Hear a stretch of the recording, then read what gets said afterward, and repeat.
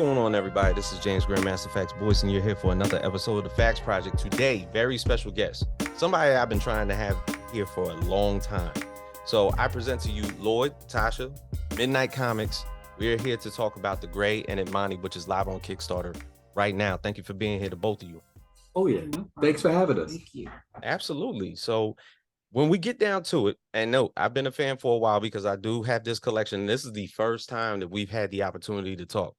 Now, when you first put this company together, what year was it, by the way? 2020. 2020. Yep. So we're talking about literally in the midst of the pandemic. Now, what basically surfaced into both of y'all's minds about, you know what, it's time. Let's put it out there and get this comic company going. What inspired you and what made it come true? Okay. So actually, 5 years ago, Mm-hmm. we were watching a lot of stuff and getting back into comics and stuff heavy, like we used to be, like when we were younger, like Mhm. really getting back into it. And we were talking a lot about anime as well, and just looking into certain story aspects and just like certain tropes that we were like, it's time to be done with that, or other things were just like, we could have done that better. And I started telling him, I was like, you know what? You started working on a comic in high school, didn't you? That you've done nothing with. And, I've been writing for years. We should make our own comics now and tell our own stories through the medium of comics, because like I have a novel and a poetry book, but didn't have comics out. And I was like, I feel like comics is a good medium for us because we've been so involved in that for our entire lives. And so I spent that time trying to convince him that we should do it. Yeah. Okay. So thank God for Tasha first and foremost. Absolutely, because otherwise this would not be anywhere right now, honestly. It'd be on a shelf somewhere. So the first project to actually like hit our hands, I believe, was it these? Yeah, the manga. The manga. Yeah, so you decided to go manga first. So initially, and no, I have it here. So I was like, okay, I got a black manga company. But of course, at the end of the day, I was like, all right, I got all these three, but then you decided to evolve a little bit more. It was like, we're not one-dimensional at all. The only reason why the manga came out first is because we couldn't find the 4 artists that we wanted for Tales from Midnight 1. Initially, Tales from Midnight 1 was going to have, since it was 4 different stories, we wanted 4 different artists. A little too ambitious for just starting out, I think. But, it worked out, I think. I mean, we found one artist to do it. But anyway, long story short, manga came out first because we found the manga artist first. Pretty much, yeah. But the ideas for all of these stories have been there. Yeah. Understood. Now, basically, what was the inspiration? If it was anime, it was anime. If it was the comic books that you read as a kid, it's that. But you, Tasha, you basically brought up the fact that you've read some stories and was like, I could have did that a little bit better. Was it something like that? Yes. I mean, it was, both of us were kind of like that, yeah. Because the big catalyst that really got him to join me in saying we should do this was the ending of Naruto. We talked a lot in depth about how they should have first off lost at Madara. Madara should have won. Yep. And Boruto shouldn't exist. But of course, we're big fans of the theory that Boruto is a fever dream. Right. They're all in the infinite. That's the story. And the ending of Boruto, he saves the day, but the sad tragedy is he never truly exists. Yeah. You know what? I like that. if it's merely a theory where it's essentially somebody just waking up and it was all just made up. Everybody got what they wanted. Right. That was the point of the infinite Tsukuyomi. Just saying. Then I have to agree with you there. Now, you didn't, when you put this out, like it wasn't just, issue 0, put out, like another like 28 to 30 pages and just be done with it. You put it out as a 3-pack. Right. Now, not a lot of people get to do that. No. No, not at all. Now, to be fair, the first 2 released on their own. Finally did a Kickstarter for the 3rd one. It was like, well, we have the other ones, so it only makes sense to put them all in there. Now, did you decide to go Kickstarter first, or were you like selling these independently beforehand? Independently beforehand. The confidence for Kickstarter didn't like arise until really this year. Like we did one last year, but like this year really was like, okay, we can do this. But at first, I mean, we got the books done, and we would just go to pop-up shops and sell them to try to essentially make money for the next one. Right. So no Kickstarter for the first 2 years really. Yeah, we did one last year, 1.5 years. There we go. Right. So now my first familiarity to you guys was, of course, through IG. And I know, of course, during COVID, there was a big splash of Black creative talent that was pretty much out there supporting each other, sharing each other's work, doing exactly what was needed in order for us to bolster ourselves, because, you know, we were all in the house. And we felt like if it was just us sharing each other's ideas and storylines that were being put out there, it was just going to be that. So essentially, like, what friendships and peer groups started to happen amongst you guys?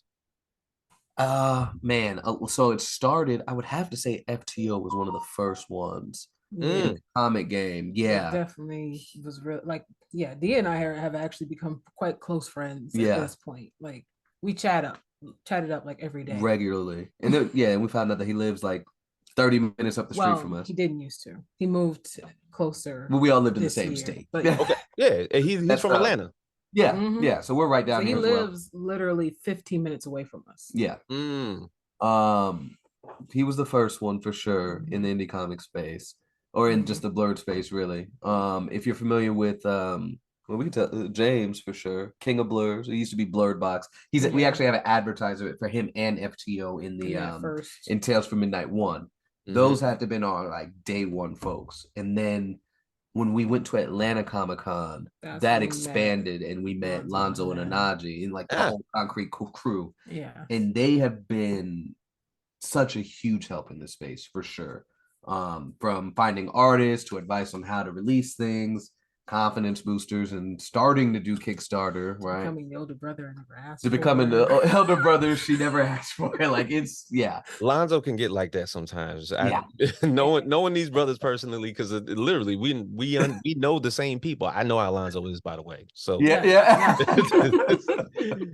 he gets funny in his quips and everything like that, but he's dead serious about what he's talking about. Exactly. Word. So now we're looking at it, right? Was it 4 Kickstarters in? A few years have passed. It's now 2023. You've had the opportunities to do Tales from Midnight 1, 2. You've done Unbeloved, 3 issues at once. Soul came out. Now we're basically into Tasha, you're getting your time to shine now, because the Grey's out, Admani's out. We now have a female presence within this entire universe, even though we had some with the Unbeloved, you know. So it's like, you feel like that the story that you're telling now and how it's incorporated into the company is making the roster that much bigger. I have to admit, it's crazy that like Soul came out first. That was based off the vote. The fan vote, honestly, is why Soul came out first, because we actually have more female-led stories in our roster. So it was crazy that it's like all this attention was on Soul, and now we're finally getting the ladies to start rolling out. But it's been really fun writing these, especially the Grey and the Blue Morpho, which isn't out yet. But those have been the most fun I've been having writing a story in general in a long time. The Grey, like, this first issue is fun, it's cool, and we get into her and see her geekiness and all that stuff. But once we get past this first issue, it's going to delve into, you're going to see me having a ball. Writing the story. So Shameka Day, who is the title character in the Grey, STEM student, severely smart, like incredibly smart. STEM student, you know what I'm saying, basically just beyond the charts IQ wise. How much of Shameka Day is you? The geek. The nerdy geek who loves anime and superheroes is the extent of which Shameka is anything like me. Okay. Just in space, well, I am quite interested in it, and like my favorite anime is Sailor Moon, so there's a lot of space stuff in there. I'm really more into it for the mythology side of Sailor Moon. Okay. Plus, but the space interest and stuff definitely came more from him. And I just thought that's a really cool concept. We should definitely go with it. Oh, okay, so you haven't had the time to manipulate black holes. Lloyd? Sadly. Where did this power scale come from? Man, just the love of the mysteries of space. Again, messing with black holes and the fear of particle accelerators and the effect on the planet with them and stuff. Just what if she was able to harness that? And it goes right back to our roots of the what ifs and the fanfics. Okay, we saw the fear of it. And let's say it's real. What would people do with it? Right. And so just kind of evolving from there. But yeah, the power scaling thing. And as again, with the mysteries and stuff, we get to grow with her and see what all can you do, what true effect do these things have and stuff. So anyway, yeah, absolutely love it. I think that does help in a lot of our writing. We approach it kind of the same way as the what if, where it's like, okay, we've taken these characters, we build them. Now, what if this happens to them? All right, how would they react? How would normal people react? Right. If they saw this stuff happening. 5 years from now, how is the world acting with this type of technology? Are there safeguards? What is the contingency plan? All of these what ifs form right into the story. So yeah, because generally when somebody has an extreme power scale or better yet, a weapon that nobody's ever heard from, they're usually the first ones to get hunted. And basically in issue 0, that little cliffhanger, somebody's basically like looking out for her, trying to hunt her down. And that's where we get into this first issue. So at the end of the day, like the buildup of this universe that you guys created, whether it's from Tales from Midnight or what you're creating now with your solo characters, is the potential for crossover that much more inevitable? There's definitely potential. Currently, they are definitely their own like standalone issues and stories. But if we can do crossovers with other people, there's no limit on we can do with our own stuff. Right. Got you. Okay. So outside of that, in a combination with this Kickstarter, it's not only the Grey, but it's Admani. So we get to a young, virile teenager named Fatima, who this is almost an allegory for her mental health, as far as her power scale and how you described it. Explain to us like what the storyline for Admani is administered basically through this Kickstarter and this story alone. First off, I would love to thank you for pronouncing both of those names correctly. No problem. But basically, Admani is, like you said, it's about Fatima. She's 17 years old. She's in high school, and she struggles a lot with mental health. You know how a lot of us, especially in Black households, grew up dealing with things like depression and anxiety, and we were pretty much told, depress those dishes. You don't have depression, do this, do that. Essentially, mental health is never taken seriously in the Black community. Correct. And so essentially, this is just putting a light on it. But of course, it's a comic, so we kind of I kind of added a little more to it by giving her fire powers that essentially have been gifted to her in a sense. But she's not quite ready for the gift. And so much like her mental stability, the powers are kind of out of control. Okay. And so now she has to try to figure out how to deal with both her mental instability and the instability of the roaring flame that could at any moment destroy everything. So she's literally like a walking bomb. In a sense, yes. Oh, wow. So the angry into like anger issue, except more lethal. Oh man. So like a Captain Atom Firestarter combo, like firsthand in those type of glitches. Like Firestarter like started out as like a little girl who had these anger issues more so because she was stripped from her parents, and like she couldn't control her rage, Right. And Captain Adam, self-explanatory with him. Right. I don't think we're You know what I'm quite as saying? dangerous as Captain Adam. Yeah. Yeah. But maybe city blocks. Captain Adam destroyed the freaking solar Everything. system.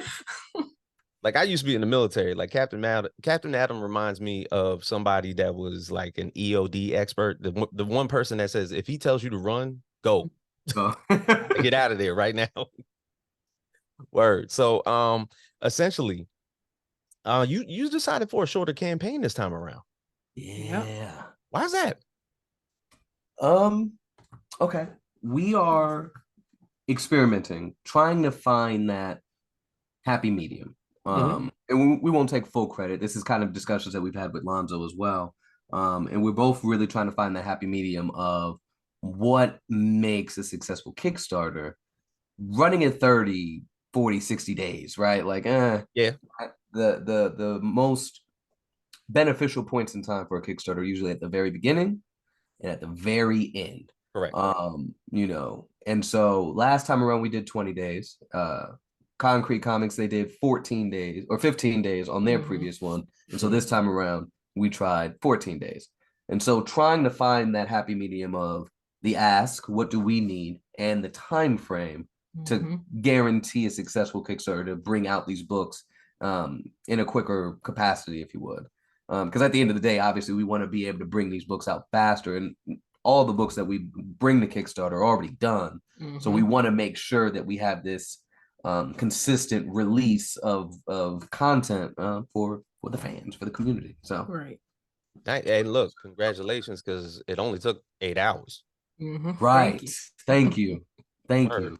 So not a lot of people have the ability to say that, and it takes a lot. I guess one thing about the independent comic community, if you haven't promoted right the first time and you haven't evolved in your marketing and you're not out there politicking, touching hands, shaking hands, kissing babies. Yeah. You know what I'm saying? Now now we have the ability to actually like reach these Comic Cons. You've actually just came from one when you just came from DreamCon. If you could describe that whole week. So unfortunately Tasha couldn't go. So I'm sorry again, dude. Yeah. I had to keep the children. Yeah, we got 3 kids, man. Understood. Yeah. But it was a movie, dude. It was amazing. We went together last year and there was like 8,000 people. This year it was 20,000 plus. That's what I heard. Yeah, it felt every bit as much. And it was amazing. We had people, and I guess I'll talk about my favorite part really was the fact that first off, there's people that came last year, bought stuff from us. It was like, what do you have new? I'm so excited. But then there was other people that were there vending that said that we inspired them last year to go forward with their passion.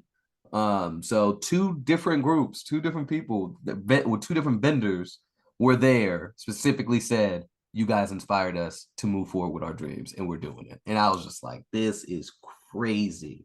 The love, like, of course we went into this trying to bring representation in the comic, into the comic game, right? More people of color in the forefront. Yeah.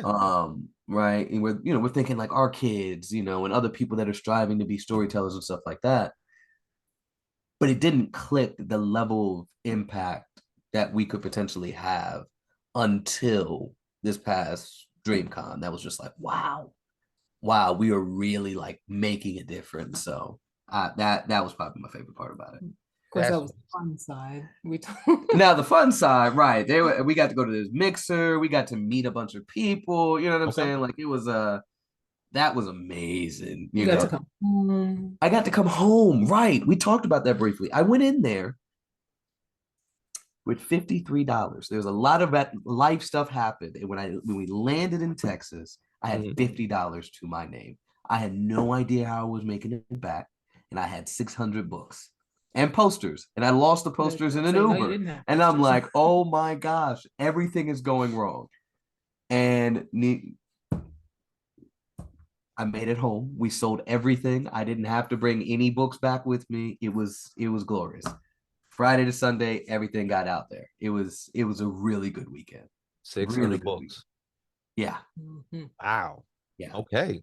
See, yeah, you never know who you're gonna hit. Look, I got your product in my house. Yes. You know, that's saying Thank something. you. You know what I mean? So, I mean, essentially, the one thing I wanted to describe, I think I talked about it last week. I had Jack Harris Jr. on the show for Terminus Vale. And the one thing I talked about with him, and I know he was at DreamCon as well. Mhm. We talked about the fact that Georgia, Atlanta, is having like a high peak uprising in independent creators that I've noticed. I mean, even since Onaji, back when Concrete first started and everything like that, to where Dragon Con and Atlanta Comic Con have turned into almost like this mecca of creators that have, like, of course, surfaced over the past, I'm going to say since 2018. And it's gotten bigger. And now I'm starting to see a lot more creators from Georgia. What is the comic scene like? Or better yet, the blurred scene like in Atlanta right now? Or better yet, even Georgia as a whole? It's like you said, it's definitely grown. We have, we have these there's events down here like Controllerize, The Lag, Tech and Chill. And it is, there's a lot of different hubs, if you would, for the blurred space out here. Now they're all far. Now for us, it is kind of, because we don't live close to the highway, but it's still like, it's amazing to see the transformation. Because again, like you said, kind of hard pressed to really find those kind of safe spaces like that. And so there's a huge boom right now, massive boom. And the comic creators, it's growing. I think, there's more here than we realized initially. Like we of course knew about Godhood. Godhood's He's on out the here. other side. Yep. We knew about Homeless Homeboy because we stay in the same area. Yeah, we're in the same county. Again, 15 minutes up street. Yeah. But then we also is out here. Specs, right? Yeah, Specs is out here. Legacy of the View. I got his stuff right behind me. Yeah. He lives Magic and Dreams is here. I don't think so. No, okay. But so there's another guy that lives in Stone Mountain. It's here. There. The comic scene is there, and they're definitely the more prominent ones in the area. It's still a light market in that regard, but in regards to just the boom and blurredom and spaces and just anime and just all geekdom and stuff like that, and comics as a whole, that's definitely had a recent explosion in the last couple years. I think it's because everybody is always moving to Atlanta. Please stop. Terror Boulevard can't handle too many more, y'all. Look, it's gotten to the point where it's impacting us that are in the metro area. I want to get a house. Please stop upping the housing costs. I want to move. All right, yo, look, hey, I totally understand. I mean, I'm in New Jersey, but I'm in like Atlantic City, so people tend to stay far away from the suburbs and they leave the casino area to themselves. So that's just me. But outside of that, your dynamic, being a married couple who happen to have this ideal of putting together stories for anybody of like-minded space to read and fall in love with and follow you and contribute to your passion. What is that like? Depends on the day. Sometimes it is a blast. Sometimes it is annoying. The truth. And it's something we dive into. We recently started a podcast. Yeah. Why not? Called The Midnight Snack, where we just talk about and dive into what it's like working together, what it's like working with 3 kids who are also homeschooled. So they're home all day. They're not out the house, unless they're like at a friend's house or something. But we really just dive into all of that. Yeah. And it's been an interesting journey. Yeah. There are days when it's overwhelming. Yeah. Right. There are days that feel overworked. Because this isn't the only thing I do for sure creatively, and then he has a 9 to 5. Yeah. So it's very interesting the work dynamic, but because we work very differently. Very. But it makes things so interesting and, like she said, fun at times. And then we're gonna be honest, I get on her nerves quite often with the way I work. So I'm sure there's like a 5% in there where I'm the annoying one. Anyway, as long as you're in agreement.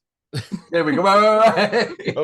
Look, but I think at the end of the day, the fact that you've had the opportunity to manage it and put out projects at a consistent pace, has only bolstered this type of following, has only contributed to the amount of fans that you have, which also, of course, has incorporated the influence that you literally, you just talked about it with DreamCon. Like, that doesn't come around too often.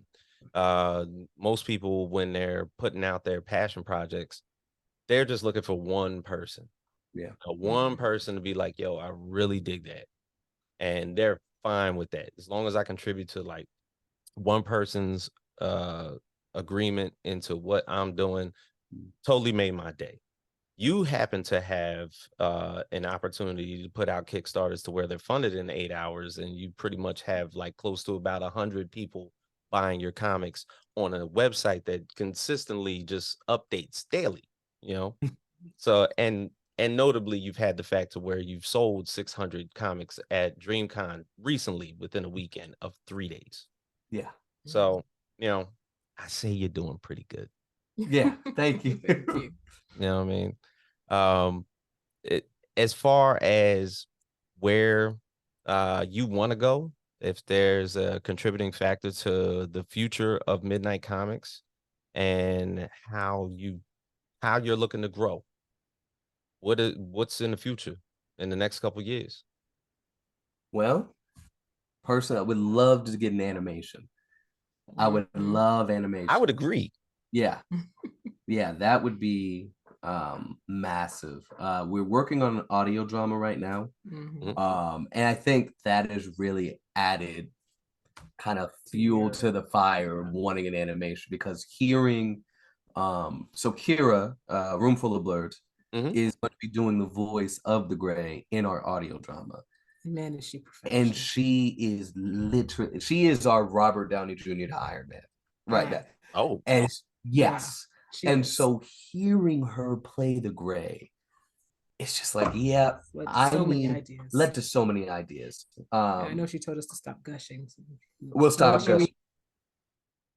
She told you to stop gloating to her.